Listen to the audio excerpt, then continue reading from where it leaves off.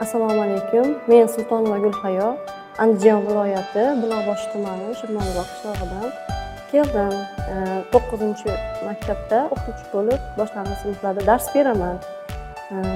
Bugungi bo'lib o'tgan milliy sertifikat imtihoniga qatnashdim.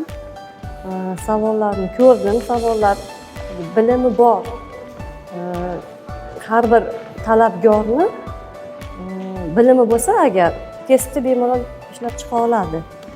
Puxta tayyorgarlik ko'rib, har taraflama bilimi bor insonga bu qiyinchilik tug'dirmaydi. Test jarayonlariga to'xtalib o'tsam, test jarayonlari juda ham yaxshi tashkillashtirilgan. Tashkilotchilar tomonidan hamma narsa o'z vaqtida bo'ldi, hamma qulayliklar bor.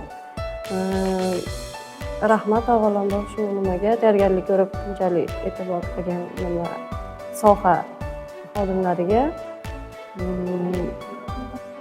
Bu imtihonga qatnashishimdan maqsad, ya'ni sertifikat olishdan asosiy ko'zlagan maqsadim hozir yosh bolalarga, mana maktabda o'qituvchiman dedim, ularga shu fan bo'yicha to'laqonli bilim berish, ularning kelajakda o'sha bilimlarini rivojlantirishga o'z hissam qo'shmoqchiman.